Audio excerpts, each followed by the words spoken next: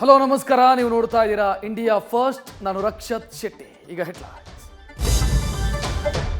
ಆವತ್ತಿನಿಂದ ನಿನ್ನೆ ತನಕ ಒಂದೇ ರಾಗ ಒಂದೇ ಹಾಡು. ಜಾತಿ ಗಣತಿ ಅನುಷ್ಠಾನ ಖಚಿತ. ಆದರೆ ದಿಲ್ಲಿ ಅಂಗಲದಲ್ಲಿ ಅನುಷ್ಠಾನಕ್ಕೆ ಕೂತ ಹೈಕಮಾಂಡ್ ಪ್ರಬಲ ಸಮುದಾಯಗಳ ಆಗ್ರಹಕ್ಕೆ ಮಣಿದು ಕಿಚ್ಚು ಹಾರಿಸಿ ಮರು ಸರ್ವೆಗೆ ಸೂಚಿಸಿದೆ.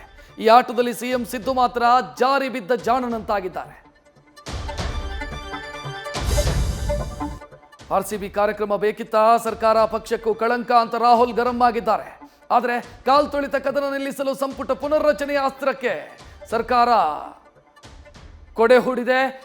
11 ಮುಖಗಳನ್ನು ಬದಲಾಯಿಸೋದಕ್ಕೆ ಪ್ಲಾನ್ ಆಗಿದೆ. ಇದು ಅಟೆನ್ಷನ್ ಡೈವರ್ಷನ್ ಅಂತ ಅಶೋಕ್ ಸಾಂಬ್ರಾಣಿ ಹಾಕಿದ್ದಾರೆ. ಈ ಕುಟುಂಬಕ್ಕೆ ದುಡ್ಡಿನ ಬರ ಇಲ್ಲ, ಆದರೆ ಪುತ್ರನಿಲ್ಲದೆ ಬಿಕ್ತಾ ಇದೆ. ಇವತ್ತು ಕಾಲ್ತುಳಿತದಲ್ಲಿ ಪ್ರಾಣ ಬಿಟ್ಟ ಭೂಮಿಕ್ ನಿವಾಸಕ್ಕೆ ಬಿಜೆಪಿ ನಾಯಕರು ಭೇಟಿ ನೀಡಿ ಸಾಂತ್ವನ ಹೇಳಿದ್ರು. ಇತ್ತ ಪೊಲೀಸರ ತಲೆದಂಡ ಖಂಡಿಸಿ ಪ್ರತಿಭಟನೆ ನಡೆದಿದೆ. ಅತ್ತ ಉಡುಪಿಯ ಚಿನ್ಮಯಿ ಕುಟುಂಬಕ್ಕೆ ಪರಿಹಾರದ ಚೆಕ್ ಹಸ್ತಾಂತರವಾಗಿದೆ.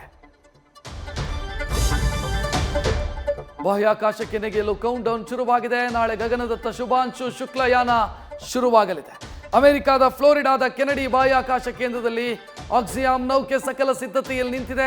41 ವರ್ಷಗಳ ಬಳಿಕ ಭಾರತದ ಗಗನಯಾನ ಹೊಸ ಮೈಲುಗಲ್ಲಾಗಿದೆ.